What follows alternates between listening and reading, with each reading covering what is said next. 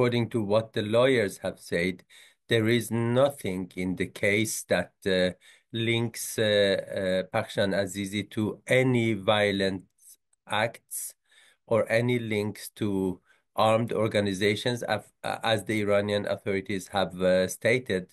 So we think that the death sentence against Bakhshan Azizi is basically an attempt to instill fear in the society. And we remember that more than about 2, 3 years ago, we had the Woman Life Freedom Movement, and Kurdish regions, and also other regions of Iran, but especially Kurdish regions and Kurdish women were very active in this movement. So we think that this is an attempt to prevent similar protests in the future. It doesn't have any basis in the law or the legal system. And when it comes to the death sentence being suspended, basically they have said that they will review the case again, so she might be again sentenced to death. But the fact that Iranian authorities had to take a step back and agree to review the case shows that the international pressure, the campaigns by people inside and outside Iran, lawyers, human rights defenders, has been impactful. Iran Human Rights has been publishing annual reports on the death penalty in Iran since 2008. And I think 2024 was at least one of the worst years when it comes to the number of executions. We have published monthly reports. For example, in October, we had the highest monthly number of executions, more than 168 executions only in 1 month, especially in the last 4 or 5 months. Between 4 to 6 people have been executed every single day. So it's a situation that you don't find so many places in the world. We all remember how Daesh, when they wanted to stabilize their rule, they started with these mass executions, and that's the picture that remains in people's mind.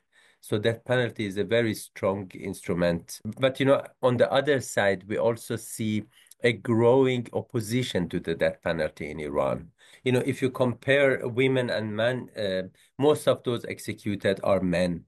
But death penalty for women have some aspects that haven't received so much attention.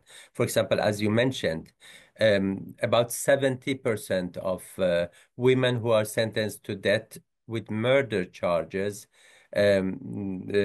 it has been murder of their male partners. It can be husband, and when we dig into these cases, we see the stories of domestic violence.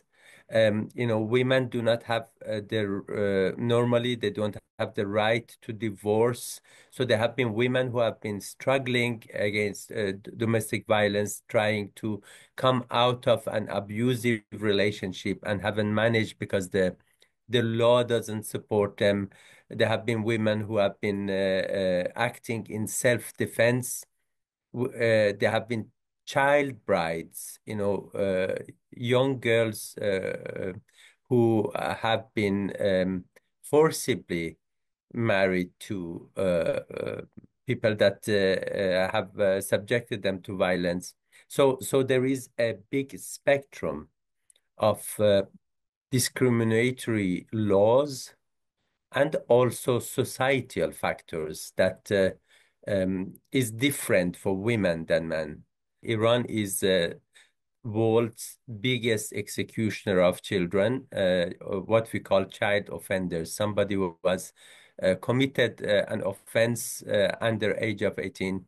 And in the last 35 years, more than 70% of the child executions in the world has taken place in Iran. So this is also a very important issue. When it comes to the age of criminal responsibility, we also see there that there is a difference between boys and girls. So we have one of our recommendations is that the international community should ask Iran to introduce equal age of majority for boys and girls, and that the limit of child and not child should be 18.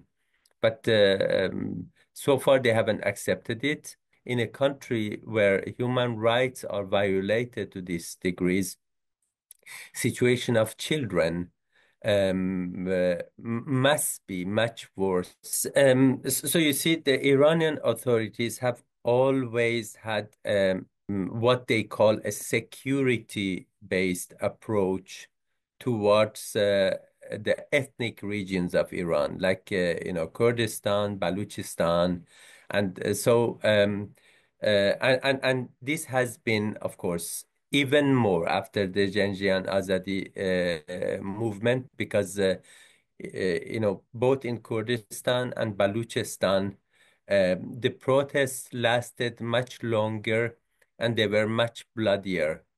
For example, in Baluchistan, in one day, they killed more than 100 people.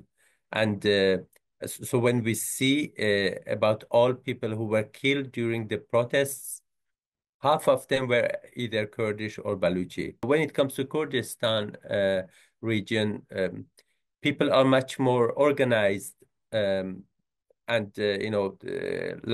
had a big strike in protest to Pakshan Aziz's death sentence. So they managed to organize themselves much better than other parts of Iran. And I think this is something that scares Iranian authorities. They are scared of any organized movement or activity. And that's why the oppression has been high in these regions, in particular Kurdistan, over a long time, but it is even worse. So Iran Human Rights and basically any human rights organization, they are banned in Iran, so we cannot have public activities in Iran. When it comes to death penalty, 90% of all executions are not announced by official media or official sources. They come to us through Iran human rights sources. And if somebody is caught for providing this information, they might risk very, very heavy sentences. But fortunately, we see more and more people contacting us and coming to us. So I think that the regime's strategy of fear hasn't worked. But for us, security has the highest priority. So security of our sources, we never jeopardize it, and we manage. And outside Iran, Iranian authorities try to intimidate, but it doesn't have any impact on our activities. So we see that the number of executions have increased dramatically after the tension started growing between Iran and Israel in the beginning of August, end of July. So we call on international community to pay attention to situation in Iran, to put pressure on the Iranian authorities in any dialogue between international community and Iranian regime. Human rights, and in particular, the death penalty must be on top of the agenda. They cannot sit and talk about other things without taking into account situation of people inside the country. This is good also for the future, because the only reason why the Iranian regime is trying to create instability in the region is that it's a regime that is threatened from inside. The biggest existential threat to Iranian regime are the people who are living in the country. So we call for the solidarity of international community and that they put human rights situation on top of their agenda.